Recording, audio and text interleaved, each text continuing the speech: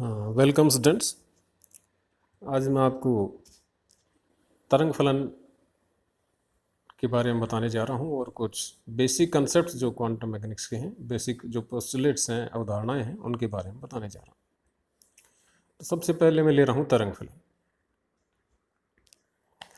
तो quantum mechanics में किसी भी निकाय को प्रदर्शित करने के लिए, किसी वस्तु, किसी कण, किसी भी निकाय को प्रदर्शित करने के लिए हम एक फलन परिभाषित करते हैं, जिसको हम उस निकाय या उस वस्तु या उस कण का तरंग फलन या वेव फलन कहते हैं, वेव फंक्शन कहते हैं, और उसको साई से रिप्रेजेंट करते हैं, साई द्वारा प्रदर्शित करते हैं। तो जैसे सामान्य स्थिति में हर व्यक्ति का एक नाम होता है, उसी तरह क्वांटम मैकेनिक्स में हर निकाय का एक फलन होगा जो उसका तरंग फलन कहलाता है। यह तरंग फलन उस निकाय के समस्त गुणों का प्रदर्शन करता है, अर्थात इस तरंग फलन में उस निकाय के सभी गुण समाहित होते हैं। इस तरंग फलन के द्वारा ही उस निकाय के सभी गुण समाहित होते हैं और सभी गुण प्राप्त किए जा सकते हैं। तो ये तरंग फलन साई, यह तरंग फलन स्थिति और समय का सम्मिश्र फलन होता है, complex function of position at time. तो psi is a function of r and t. अगर एक विमीय है तो एक्स एंड टी, और त्रिविमीय है तो आर एंड टी, और ये सम्मिश्र फलन होता है। तो सम्मिश्र राशियाँ वो होती हैं जिनके वास्तविक और काल्पनिक भाग दोनों होते हैं, ऐसी राशियों को हम सम्मिश्र राशि कहते हैं। तो ये तरंग फलन भी एक सम्मिश्र तरंग फलन होता है। इस तरंग फलन के कुछ गुण होते हैं, कुछ विशेषताएं हैं। तो किसी भी निकाय का तरंग फलन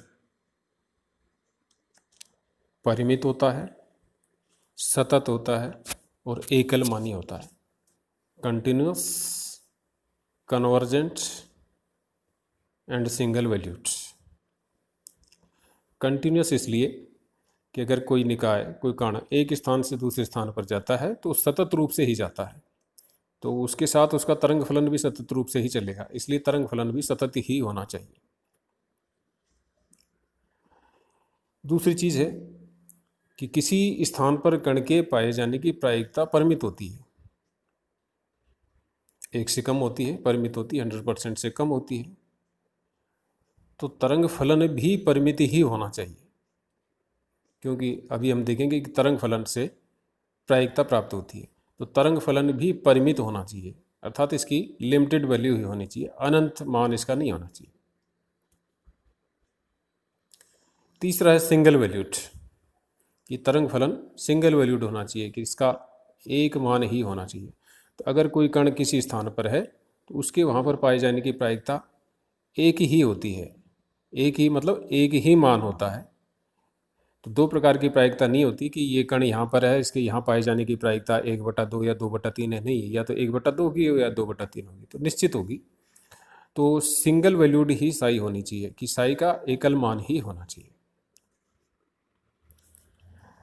तो ये साई की 3 विशेषताएं हैं।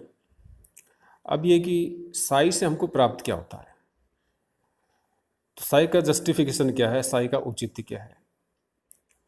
तो ये साई का जस्टिफिकेशन है कि अगर हम तरंग फलन साई को साई के संयुग्मी, जिसको हम साई स्टार से लिखते हैं, तो अगर हम तरंग फलन साई को इसके संयुग्मी साई स्टार से गुणा करें तो हमको इस गुणा से किसी कण के उस स्थान पर पाए जाने की प्रायिकता प्राप्त होती है। तो जिस स्थान के लिए तरंग फलन लिखा गया है साई, उस स्थान के लिए तरंग फलन ले साई, तरंग फलन का संयुग्मी ले साई स्टार, तो दोनों को गुणा करें तो हमको उस स्थान पर कण के पाए जाने की प्रायिकता प्राप्त होती है, अर्थात P प्रायिकता equal to psi star psi, या साई मॉडुलस का स्क्वायर। तो ये तरंग फलन का औचित्य है कि what is the justification of A wave function, कि तरंग फलन का औचित्य क्या है। तो प्रथम दृष्टि में या प्रारंभिक स्तर पर तरंग फलन को तरंग फलन के संयुग्म से गुणा करने पर हमको किसी स्थान पर कण के पाए जाने की प्रायिकता प्राप्त होती है। ये तरंग फलन का जस्टिफिकेशन। तो किसी स्थान पर पाए जाने की प्रायिकता साई स्टार साई, संपूर्ण स्थान में या संपूर्ण आयतन में पाए जाने की प्रायिकता। अभी संपूर्ण स्थान या संपूर्ण आयतन एक विमीय, द्विविमीय या त्रिविमीय हो सकता है, तो सारी प्रायिकताओं का योग हो जाएगा। इस स्थान पर पाए जाने की प्रायिकता साई स्टार साई है, तो यहाँ से यहाँ तक पाए जाने की प्रायिकता, तो यहाँ से यहाँ तक उसका समाकलन कर दिया जाएगा। तो P equal to psi star psi का इंटीग्रेशन, एक विमीय है तो इंटीग्रेशन सिंगल होगा इंटीग्रेशन dx, और त्रिविमीय है तो P इक्वल टू कुल प्रायिकता साई स्टार साई का कुल इंटीग्रेशन dv या dτ, जैसा भी हम लिखना चाहें, dτ या dv 3D इंटीग्रेशन को बताता है। और यही तरंग फलन की सार्थकता या उसका औचित्य है, अर्थात तरंग फलन के संयुग्म से गुणा करने पर किसी स्थान पर पाए जाने की प्रायिकता प्राप्त होती है, और कुल प्रायिकता उस प्रायिकता का समाकलन करने से हमको प्राप्त होती है। अब यदि कोई कण किसी स्थान पर है तो हम कह सकते हैं कि उसके वहाँ पाए जाने की प्रायिकता 100% है, और प्रायिकता का न्यूमेरिक मान 1 होगा। अर्थात किसी कण के किसी स्थान पर पाए जाने की कुल प्रायिकता 100% है, या कुल प्रायिकता का संख्यात्मक मान 1 है, तो वो कण वहाँ निश्चित रूप से पाया जाएगा। तो ऐसा तरंग फलन जिससे हमको किसी कण के किसी स्थान पर पाए जाने की या संपूर्ण आयतन में पाए जाने की प्रायिकता इकाई प्राप्त होती है, तो ऐसा तरंग फलन प्रसामान्यीकृत तरंग फलन कहलाता है, नॉर्मलाइज्ड वेव फंक्शन कहलाता है। So if psi star psi integration dv और dx equal to 1, then psi is known as normalised wave function. अब कोई कण किसी स्थान पर पाया जाता है निश्चित रूप से, तो उसकी प्रायिकता हो गई इकाई। तो साई फंक्शन ऐसा होना चाहिए जिससे हमको किसी कण के किसी स्थान पर कुल पाए जाने की प्रायिकता इकाई प्राप्त हो। इसीलिए जो साई पर हमने जो ऊपर प्रतिबंध लगाए थे वो इसी कारण थे कि इस साई से हमको प्रायिकता प्राप्त होती है, और प्रायिकता हमको परिमित प्राप्त होनी चाहिए, निश्चित प्राप्त होनी चाहिए, प्रायिकता का एक ही मान प्राप्त होना चाहिए। और जब कण एक स्थान से दूसरे स्थान पर जाएगा तो उसकी प्रायिकता बदलती है, तो प्रायिकता का मान एक से अधिक हो नहीं सकता, तो साई का मान भी अनंत नहीं हो सकता, साई का मान भी परिमित ही होगा। तो क्वांटम मैकेनिक्स में जो तरंग फलन प्रयुक्त किए जाते हैं उनसे जो कुल प्रायिकता प्राप्त होती है वो इकाई प्राप्त होती है। ऐसे ही तरंग फलन का हम उपयोग करते हैं, यानी कि क्वांटम मैकेनिक्स में जो तरंग फलन है वो नॉर्मलाइज्ड होने चाहिए, प्रसामान्यीकृत होने चाहिए। तो जिन तरंग फलन से Sai Sai star integration dv का मान नॉट इक्वल टू 1 प्राप्त होता है, अर्थात इकाई प्रायिकता प्राप्त नहीं होती, तो ऐसे तरंग फलन को हम अप्रसामान्यीकृत तरंग फलन कहते हैं। अप्रसामान्यीकृत तरंग फलन कहते हैं। लेकिन क्वांटम मैकेनिक्स में जो भी तरंग फलन प्रयुक्त किए जाते हैं वो प्रसामान्यीकृत होने चाहिए। अगर वो प्रसामान्यीकृत नहीं है, अप्रसामान्यीकृत हैं, तो फिर उनको प्रसामान्यीकृत कर लिया जाता है। अर्थात अगर नॉर्मलाइज्ड नहीं है, तरंग फलन नॉर्मलाइज्ड होना चाहिए, और अगर नॉर्मलाइज्ड नहीं है तो उसको नॉर्मलाइज्ड कर लिया जाता है, और इस प्रक्रिया को क्वांटम मैकेनिक्स में नॉर्मलाइजेशन कहा जाता है, प्रसामान्यीकरण कहा जाता है। तो किसी तरंग फलन को, जो कि नॉर्मलाइज नहीं है, प्रसामान्यीकृत नहीं है, उसको प्रसामान्यीकृत करने की प्रक्रिया प्रसामान्यीकरण कहलाती है। अर्थात वेव फंक्शन अगर नॉर्मलाइज नहीं है तो उसको नॉर्मलाइज किया जाना होगा, और नॉर्मलाइज किए जाने की जो प्रक्रिया है वो नॉर्मलाइजेशन कहलाती है। तो ये नॉर्मलाइजेशन की जो प्रक्रिया है बहुत ही सिंपल है। सामान्य से मैथमेटिक्स से ये नॉर्मलाइज वेव फंक्शन नॉर्मलाइज हो जाता है। एग्जाम्पल के लिए मान लीजिए कुल प्रायिकता का मान integration psi star psi d tau या डी बी इक्वल टू 1 ना आकर के n आता है, and n is not equal to 1। तो इक्वल टू जो n आता है ये बताता है कि साई नॉर्मलाइज नहीं है। तो फिर ये इंडिकेशन भी हमको होता है कि साई को नॉर्मलाइज कर लिया जाए। अब साई को नॉर्मलाइज करने का सिंपल सा तरीका क्या है कि राइट साइड में जो n है उस n का लेफ्ट साइड में भाग दे दिया जाता है। तो इस n का लेफ्ट साइड में भाग देंगे तो हमारे पास लेफ्ट में होगा 1/n integration psi star psi d v equal to 1।